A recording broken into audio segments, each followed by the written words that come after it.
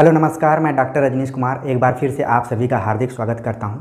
दोस्तों, अभी तक मैं यूजीसी एनटीए नेट और यूपी हायर एजुकेशन डिपार्टमेंट से संबंधित और जितने भी अलग अलग स्टेट्स के हायर एजुकेशन डिपार्टमेंट से संबंधित परीक्षाएं होती हैं उन पर बातचीत कर रहा था। आज मैं एक नई कड़ी को जोड़ रहा हूँ। यूपी टीजीटी पीजीटी पर भी हम बातचीत करेंगे और आगे इस पर लेक्चर्स भी आते रहेंगे। इसका कारण ये है कि बहुत सारे लोगों का हमने कमेंट्स पढ़ा और मुझे लगा कि यूपी टीजीटी पीजीटी पर थोड़ी सी बात करनी ज़रूरी है। कई लोगों ने कमेंट्स कर कर कहा कि इस पर कैसे पढ़ा जाए और कम समय में कैसे पढ़ा जाए और ठोस तैयारी कैसे की जाए, इन सारी चीज़ों पर उनको दिक्कत हो रही है। तो कोई आप लेक्चर डालिए, तो उसी क्रम में मैं आज बातचीत करूँगा। और इसके पहले खुद मेरा अनुभव रहा है टीजीटी पीजीटी, टीजीटी तो नहीं पीजीटी का मैंने एग्ज़ाम दिया था। सन 2011 में फॉर्म निकला था और 2 एग्ज़ाम दिया था, 2013 में और 2011 में।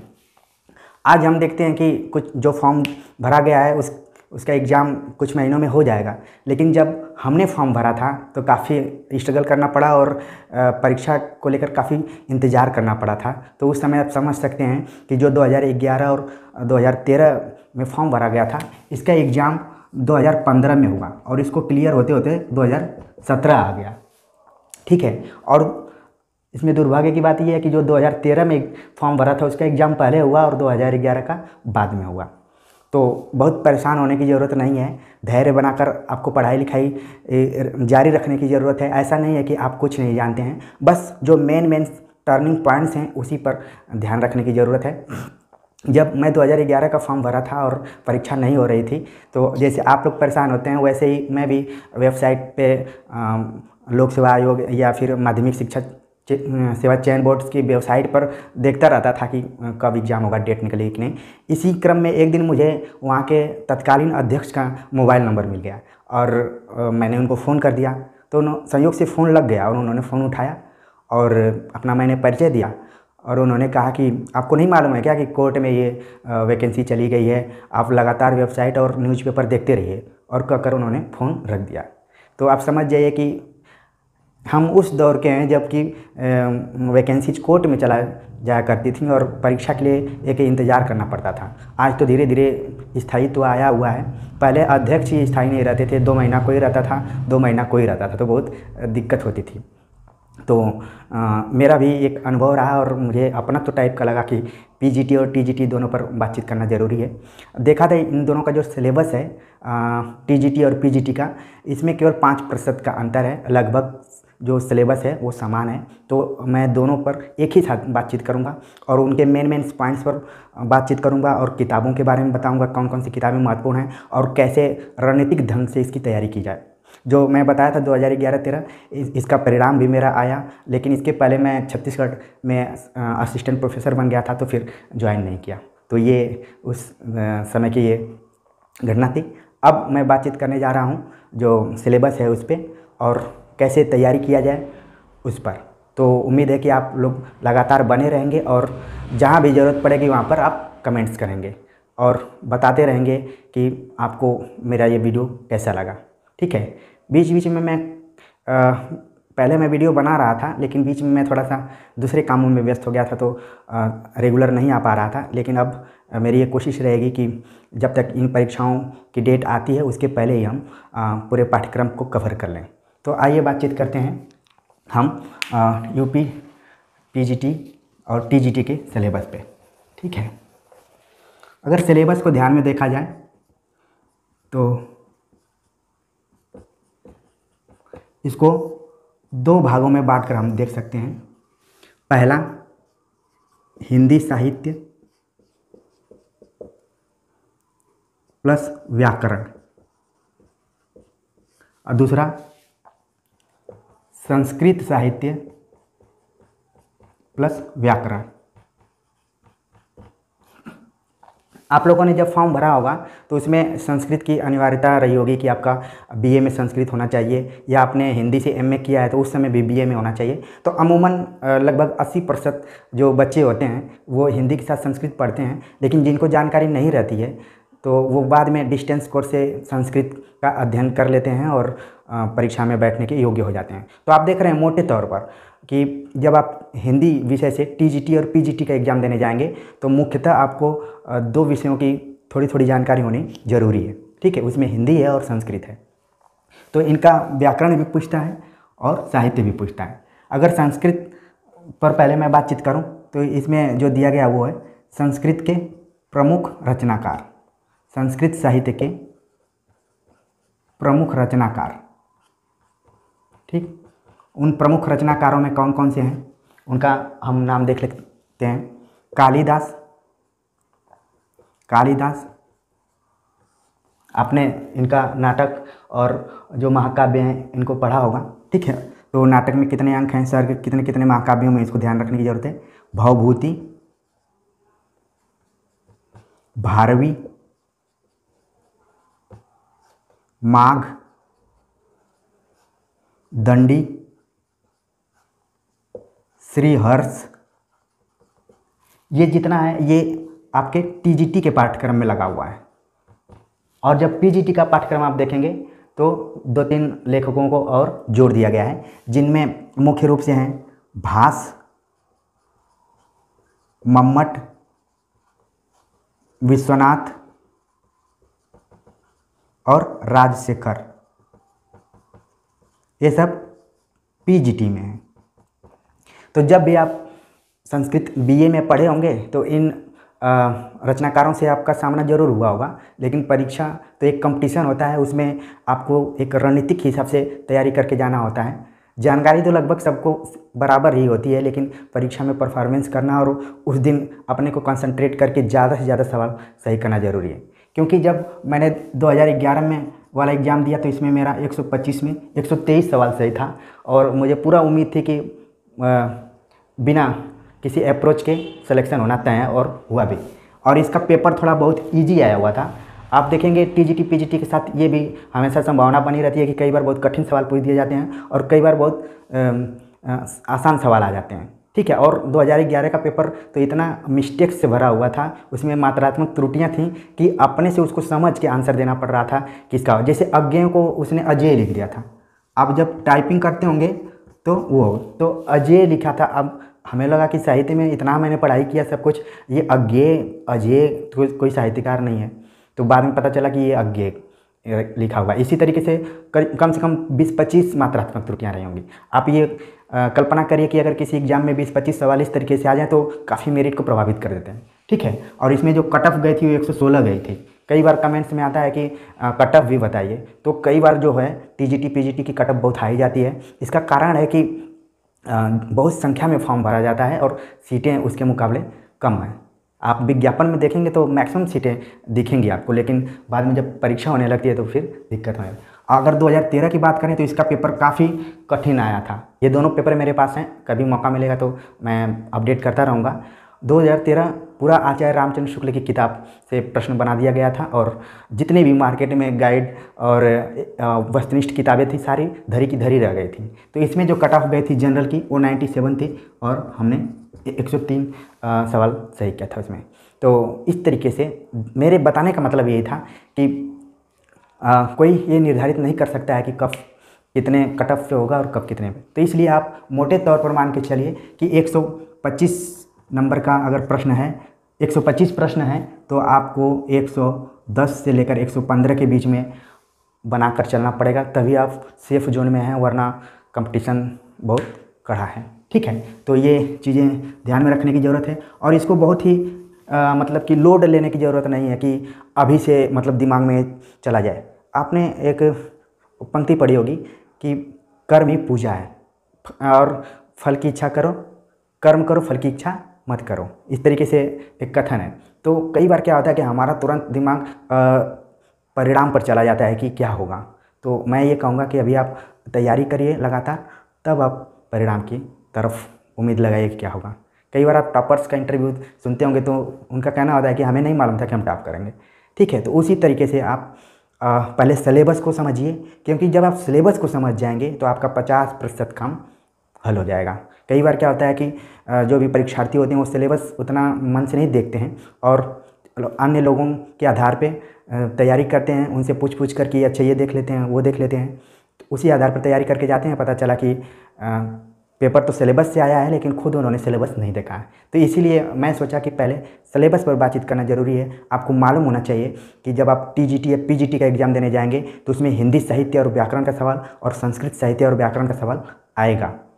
उसी हिसाब से आप तैयारी कर जाएंगे, ठीक है। तो वीडियो में लगातार बने रहिए और आपको चीज़ें क्लियर होती जाएंगी। तो मैंने बताया कि संस्कृत साहित्य और व्याकरण में जब हम बातचीत करते हैं तो पहला जो पॉइंट है उसमें संस्कृत साहित्य के प्रमुख रचनाकार, उनमें रचनाकारों का नाम कालिदास, भवभूति, भारवी, माघ, दंडी, श्रीहर्ष, भास, मम्मट, विश्वनाथ और राजशेखर का दिया हुआ है। इनकी रचनाओं का नाम पढ़ना, उन रचनाओं के अंदर जो भी विशेष चीज़ है उस पर ध्यान देने की ज़रूरत है, ठीक है। अगर दूसरे पॉइंट्स की बात करें तो इसमें संधि की बात की गई है, ठीक। संधि, समास, इन सारे लोगों का नाम आपने सुना ही होगा। तो इसमें जब टीजीटी का आप देने जाएंगे तो उसमें 2 ही संधि पढ़ना है, स्वर और व्यंजन, ठीक। ये टीजीटी पर है। लेकिन जब आप पीजीटी, क्योंकि मैं ये मान के चल रहा हूँ कि हिंदी एक ऐसा विषय है कि उसमें पढ़ाई एक ही तरह की होती है और एग्ज़ाम्स अलग अलग होते हैं, ठीक है। टीजीटी में भी वही पढ़ना है, पीजीटी में भी वही पढ़ना है। अगर आप यूपी हायर एजुकेशन का भर रहे हैं तो लगभग चीज़ें वही पढ़ना है। और जीआईसी, जीडीसी सबका लगभग सिलेबस एक ही टाइप का होता है, खासतौर से विषय का, तो ध्यान में रखिए, ठीक है। तो टीजीटी का स्वर और व्यंजन टीजीटी में पढ़ना है, लेकिन जब पीजीटी में जाएंगे तो आपको विसर्ग भी पढ़ना है, ठीक। इसमें विसर्ग पढ़ना है। इसके बाद हम देखें तो तीसरा पॉइंट है समास, शब्द रूप, जैसे राम का शब्द रूप, सीता का, रमा का, ठीक है, या फिर हरि का आता है, वो शब्द रूप के अंतर्गत है। फिर धातु रूप, कारक, ठीक है, ये सारे हैं। फिर इसके बाद अनुवाद। तो एक तरीके से आप देख रहे होंगे कि इन सारी चीज़ों को आप 8वीं 9वीं 10वीं में पढ़े होंगे। इसके बाद थोड़ा सा व्याकरण का पोर्शन आगे की पढ़ाई में भी रहा होगा, लेकिन जिस गति से बचपन में रटाया जाता था वैसा जब बड़े होते हैं तो नहीं रटते हैं, उसको समझने का प्रयास करते हैं। इसीलिए लगता है कि व्याकरण धीरे धीरे कमज़ोर हो गया है, ठीक है। लेकिन ऐसा नहीं है, सारी चीज़ें आप जान रहे हैं, बस आपको उसको कंसंट्रेट करके थोड़ा सा याद करने की ज़रूरत है। तो ये आपका पूरा जो है ये चीज़ टीजीटी में है। अब थोड़ा सा पीजीटी में क्या इसी में जुड़ा हुआ है। पीजीटी की जब तैयारी करेंगे तो विभक्ति पूछ देता है, ठीक। और फिर इसमें पूछेगा उपसर्ग और प्रत्यय, ये सब है पीजीटी का।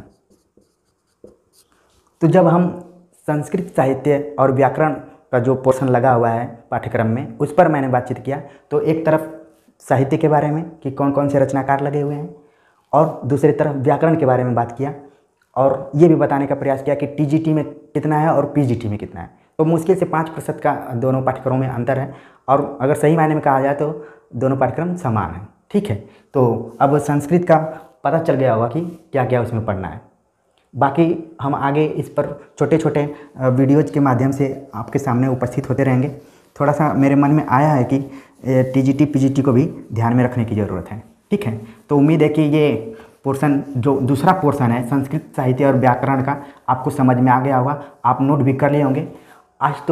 आजकल तो टेक्निकल ज़माना है, आपने इसको प्रिंट आउट भी कर लिया होगा, लेकिन आप इसको एक बार ज़रूर रिवाइज करिए कि क्या क्या पढ़ना है, तो आपका 50% आपकी तैयारी कंप्लीट हो जाएगी। और ख़ास तौर से ये ध्यान रखिए कि जो लोग नकारात्मक बातें ज़्यादा करते हैं उनसे थोड़ा सा दूरी बना कर ही रखिए, क्योंकि कई बार लोग मेहनत नहीं करते हैं, बल्कि कम समय में और कम मेहनत के माध्यम से ही सफलता पाना चाहते हैं, जो कि कई बार लोगों को मिल भी जाती है, लेकिन मेहनत का कोई विकल्प नहीं है। इसको तो आप लोग भी जानते हैं और पूरी दुनिया जानती है, ठीक है। तो इसको आप ध्यान में रखिए।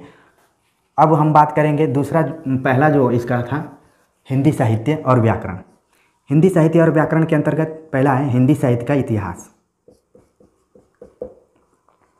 हिंदी साहित्य का इतिहास जब कहा जाता है तो बहुत बड़ा इसका एक भाग उभर कर सामने आता है। हिंदी साहित्य का इतिहास छोटा नहीं है, इसमें बहुत लंबा चौड़ा है, और ध्यान में रखने की ज़रूरत है जो पाठ्यक्रम में दिया गया है उसमें आदिकाल से लेकर नई कविता तक पढ़ना है। मतलब पाठ्यक्रम में निर्धारित कर दिया है कि कहाँ तक पढ़ना है।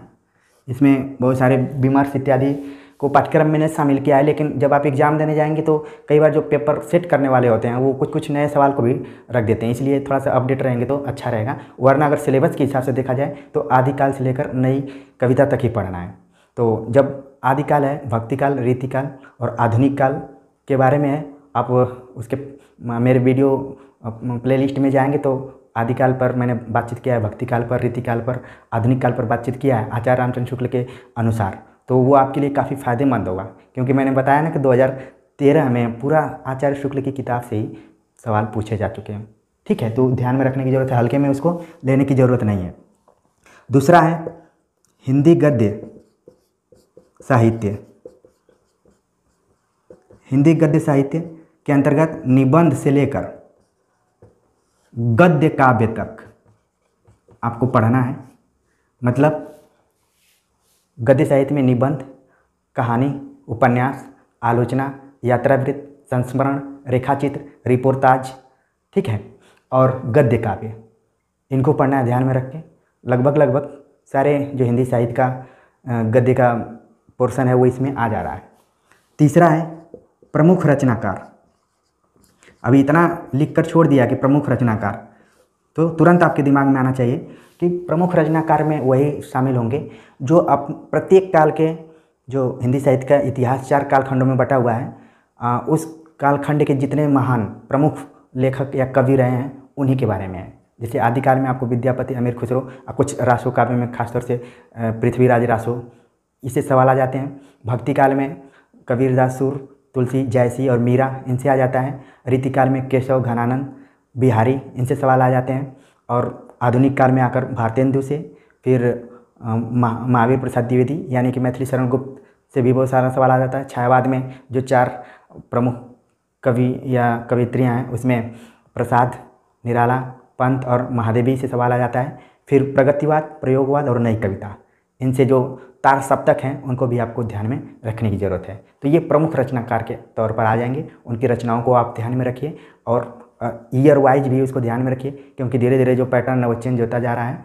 तो कई बार सीधे सीधे सवाल आ जाते हैं, कई बार क्रम के अनुसार आ जाते हैं, कई बार ईयर वाइज भी सवाल आ जाते हैं, कई बार मिलाने वाले भी सवाल आते हैं। तो ये पेपर सेट करने वाले के ऊपर है कि वो कैसे देता है। ठीक है, चौथा जो है वो काव्य के भेद। काव्य के भेद पर बातचीत करते हुए इसमें रस, जिस पर मैंने पिछले वीडियो में बातचीत किया था, फिर अलंकार, अलंकार में भी शब्दालंकार और अर्थालंकार, इसके अलावा काव्य गुण, काव्य दोष, ये सब आपके टीजीटी में है। और जब पीजीटी की जो तैयारी कर रहा है उसमें एक जो जा रहा है शब्द शक्तियाँ। ठीक, तो रस, अलंकार ये तो आप बचपन से ही पढ़ते आ रहे हैं, मतलब कहने का ये है कि 8वीं 9वीं 10वीं इस सब में पढ़ते आ रहे हैं। तो थोड़ा सा आपको रिवीजन करने की ज़रूरत है। और परीक्षा में आगे मैं बताऊंगा किस रणनीति से पढ़ेंगे, थोड़ा सा और आपका क्लियर हो जाएगा। ठीक है, और शब्द शक्तियाँ थोड़ा सा नया आ जाता है, जिसमें कि शब्द शक्तियाँ 3 होती हैं, अभिधा, लक्षण, व्यंजना। वो पीजीटी की जो तैयारी कर रहा होगा उसके लिए ज़रूरी है। ठीक है, अब इसके बाद अगला पॉइंट जो है वो भाषा विज्ञान का है। भाषा विज्ञान में मैं भी बहुत सारा वीडियो बनाया हूँ, आप उसको प्लेलिस्ट में जाकर देख सकते हैं। भाषा विज्ञान में ख़ास तौर से हिंदी की बोलियाँ, जो 18 बोलियाँ हैं और 5 उपभाषाएँ हैं उनका। ठीक है, इसके बाद विभाषाएँ, इन पर भी बातचीत करूँगा आगे। फिर हिंदी की शब्द संपदा, इस पर भी मैंने एक वीडियो बनाया, आप प्ले लिस्ट में जाएंगे तो आपको मिल जाएगा।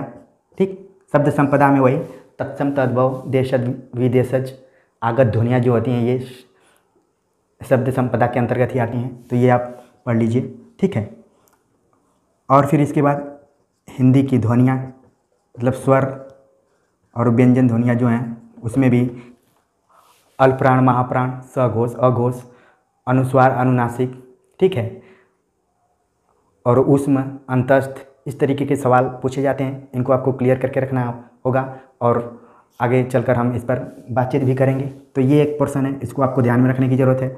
इसके बाद है देवनागरी लिपि। जिन लोगों ने हिंदी से एमए किया होगा वो उन्होंने ज़रूर देवनागरी लिपि के बारे में पढ़ाई किया होगा। तो थोड़ा सा क्लियर करने के लिए, देवनागरी लिपि दोष, गुण और इसकी विशेषताएं और इसमें जो सुधार किए गए हैं उस पर थोड़ा सा आपको ध्यान में रख के जाना होगा, तो ये पोर्शन आपका क्लियर हो जाएगा। ठीक है, इसके बाद जो अगला पॉइंट्स है और वो काफ़ी महत्वपूर्ण है, जो व्याकरण का पोर्शन है। मैंने जो भाषा विज्ञान के बारे में बताया, टीजीटी और पीजीटी दोनों का सेम है, इसमें कुछ अलग नहीं है। व्याकरण, कई बार क्या होता है कि व्याकरण को शुरू में लोग हल्के में ले लेते हैं, साहित्य पढ़ते जाते हैं और व्याकरण को लगता है कि इसको 1-2 दिन पहले एग्जाम के देख लेंगे और हो जाएगा। कई लोगों का हो भी जाता है, ठीक है, लेकिन ये भी एक अभ्यास मांगता है। व्याकरण अगर आप समझ गए ठीक से तो कभी आप नहीं भूल सकते हैं और गलती भी नहीं कर सकते हैं। तो व्याकरण के अंतर्गत क्या पढ़ना है आपको? लिंग, वचन, कारक। आप देख रहे हैं कि ये सब संस्कृत में भी पढ़ना था। फिर इसके बाद समास, ये भी संस्कृत में पढ़ना था। संधि, फिर शब्द रूप में आपको पढ़ना है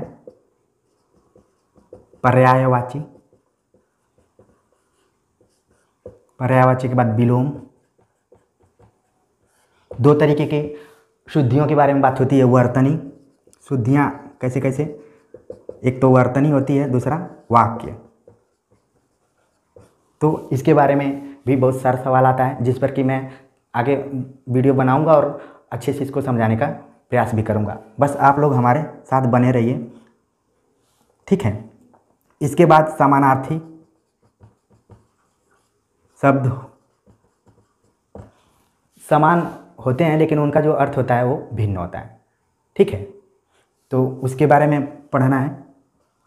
आगे इसमें दिया हुआ है वाक्यांश के लिए एक शब्द, वाक्यांश के लिए एक शब्द, जैसे किए गए उपकार को मानने वाला, जो ईश्वर में आस्था रखता है उसे, जो नहीं रखता है उसे, ठीक है। इस तरीके से बहुत सारे आपने छोटी कक्षाओं में पढ़ा होगा, लेकिन अब आपको क्या करना है, एक प्रतियोगी परीक्षा के दृष्टिकोण से इसको पढ़ना है और मैं बताऊंगा कि उसको कैसे आप याद कर सकते हैं, ठीक है। तो ये है। इसके बाद मुहावरा और लोकोक्तियाँ, मुहावरा प्लस लोकोक्तियाँ आपको पढ़ना है। ये सब सारी चीज़ें जितनी मैंने बताया ये सब टीजीटी में है। और जब पीजीटी देने जाएंगे तो उसमें एक जुड़ जाता है विराम चिन्हों का प्रयोग, ये पीजीटी में अलग से आता है, ठीक है।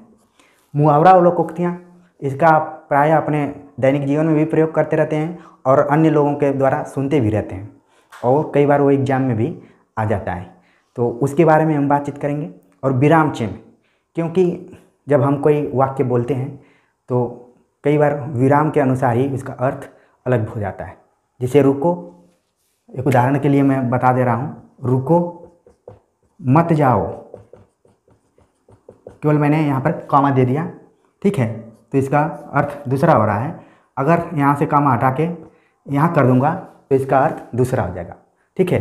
रुको मत जाओ। तो इस तरीके से विराम चिन्हों का जो और भी चिन्ह प्रयोग किए जाते हैं हिंदी व्याकरण में, उनको भी जानना जरूरी है। तो इस तरीके से आपने देखा मोटे तौर पर कि जो टीजीटी और पीजीटी हिंदी का सिलेबस रहा उसमें क्या क्या मुख्य आपको पढ़ना है और किस तरीके से पढ़ना है, इन सारी चीज़ों को आपने देख लिया। अब सबसे बड़ा सवाल उठता है कि कई मैंने कमेंट्स देखा कि कम समय में कैसे पढ़ें, आराम से कैसे पढ़ें और ट्रिक के माध्यम से कैसे पढ़ें, उस पर थोड़ा सा मैं बातचीत कर ले रहा हूँ। इनको मैंने 3 कैटेगरी में बांटा हुआ है क्योंकि अलग अलग तरीके के स्टूडेंट्स हैं। कई बार क्या होता है कि ये लगता है कि कम समय में अगर पढ़ लेते तो ज़्यादा सही रहता, आराम से पढ़ने के लिए समय नहीं है, क्योंकि हमारे पास सबसे ज़्यादा अगर कोई चीज़ की कमी है तो वो समय की कमी है। अंत में सारी चीज़ें हमारे पास हैं लेकिन समय का अभाव हो जाता है, मेन सही रणनीति के अभाव के कारण। अगर सही रणनीति बनाकर आप चलेंगे तो समय भी काफ़ी है, कम नहीं है। तो रणनीति बनाकर चलने के लिए आपको मैंने 3 कम समय में पढ़ने के लिए कौन कौन सी किताबें हैं और आराम से पढ़ने के लिए कौन सी किताबें हैं और प्रैक्टिस करने के लिए कौन कौन सी किताबें महत्वपूर्ण हैं, इन पर मैं बातचीत करूंगा, ठीक है। ये सब अनुभव मैंने DSS भी और यूपी पीजीटी असिस्टेंट प्रोफेसर का तो 10 एग्ज़ाम देने के बाद इस सारे अनुभव को मैंने प्राप्त किया है। और कई बार तो कुछ एग्ज़ाम्स ऐसे थे कि एक बार देने के बाद कैंसिल हो गए, फिर दोबारा देना पड़ा, तो दोहरा अनुभव हुआ। तो इस तरीके से देखा जाए तो हम भी आप ही की तरह संघर्ष के दौर से गुजरे हुए हैं, इसीलिए उन सारी चीज़ों को मैं समझता हूँ और सोचता हूँ कि आप लोगों से लगातार जुड़ा रहूँ, और उम्मीद करता हूँ कि आप लोग भी मुझसे लगातार जुड़े रहें। ठीक है, तो अब हम बात करेंगे कम समय में कौन कौन सी किताबें पढ़ें। तो किताबों का नाम मैं नहीं बताऊंगा, क्योंकि आजकल किताबें अपने खुद नाम से नहीं चर्चित होती हैं, बल्कि राइटर के नाम से चर्चित होती हैं।